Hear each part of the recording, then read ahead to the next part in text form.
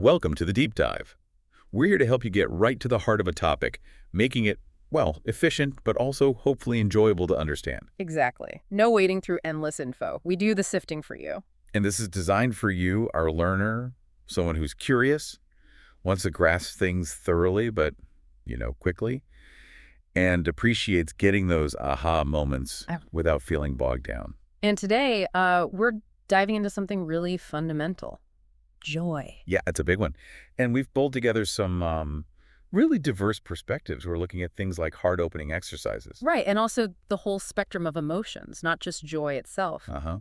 And the science, too, how happiness shows up in the body, plus emotional intelligence in schools, that whole debate. And even sympathetic joy, that feeling of, well, happiness for others. Yeah, so it's quite a mix. Yeah. Practical stuff, some philosophy, science, all aimed at getting a better handle on joy and how we might, find more of it. It really is a fascinating collection of ideas. So maybe the first question for you to think about is, have you ever stopped to consider that joy might be, well, more than just a fleeting happy feeling? That's a great starting point, because one of the first things that jumps out from the sources is that joy isn't just this one simple thing. Okay. There's this idea, particularly from one source, the Joyful Doctor, that it exists on a spectrum. They even had a visual for it. Specter of joy. Tell me more about that. What does that look like? Well, imagine it like a range. It starts with quieter feelings like contentment, just feeling okay, peaceful maybe. And then it builds up, getting more intense, all the way to moments of real ecstasy. You know, those big, overwhelming feelings the Joyful Doctor mentions, like being totally awestruck by nature or something. Wow, okay, those peak experiences. Mhm. But the spectrum covers the other end too, right? The lack of joy. Exactly. It stretches all the way to indifference or even despair. Seeing that whole range helps put joy in context. It shows the contrast. Right, like that quote about needing darkness to see the light. It makes sense.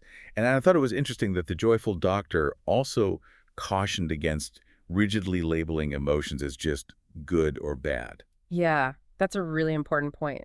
It kind of flattens the richness of it all if we do that. All our feelings tell us something, even the difficult ones. So on this joy spectrum, it includes the smaller stuff too. Absolutely. Things like a stranger's smile or really connecting with a friend for a moment.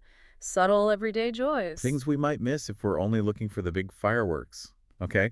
Now, another angle came from Tiny Buddha, suggesting happiness and joy aren't things we get from outside. Right. That's a core idea there. Happiness, love, joy, they're already inside us. It's not about achieving the next thing or buying something. So how do we access it then, according to this idea? Well, they have this exercise, number one, called the love wave. The idea is you focus love towards someone or something. But the key insight is that the feeling of love you generate, it comes from you. The person or thing you focus on, a loved one, a baby, world peace, whatever, is just like a key. A key to unlock something already within you. Exactly. It suggests we can tap into that joy, that love, anytime because it's part of our true being, as they put it. That feels quite empowering, actually, Yeah. shifting the focus inward. Okay, so let's talk about the body.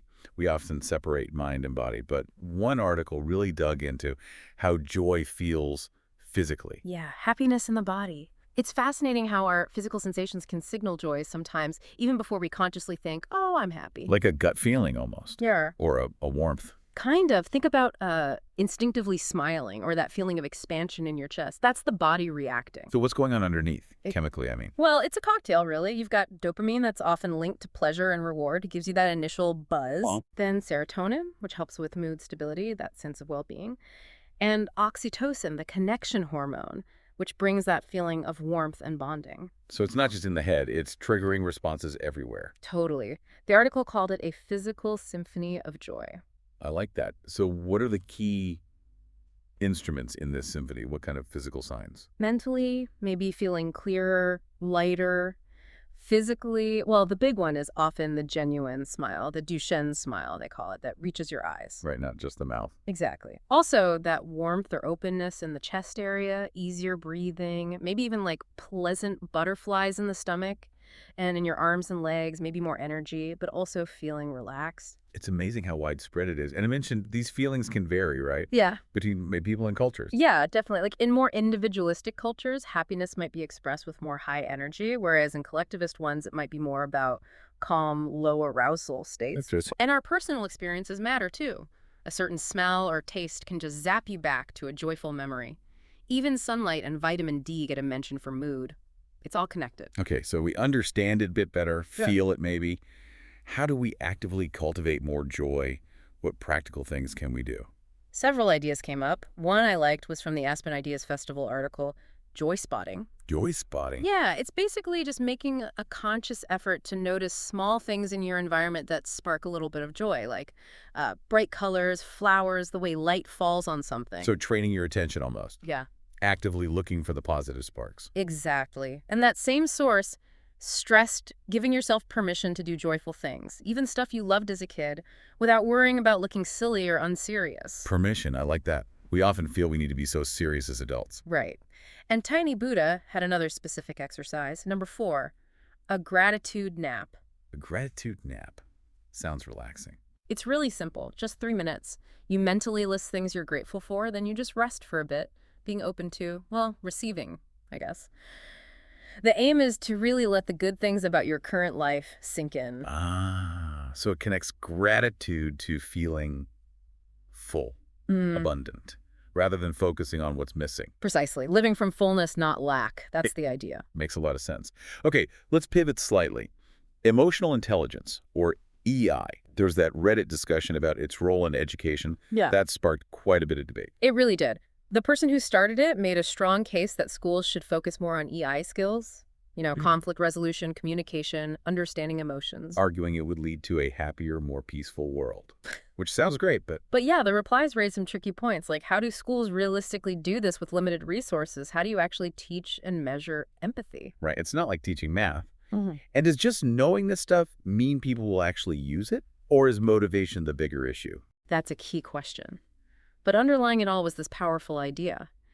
Maybe teaching how to think emotionally is as vital as teaching what to think academically. So how does this EI stuff, understanding and managing emotions in ourselves and others, actually help us experience more joy? Well, one article, Life Architecture, laid it out pretty clearly. Better EI leads to more self-awareness, better emotional regulation, Okay. more empathy, personal growth, better decisions.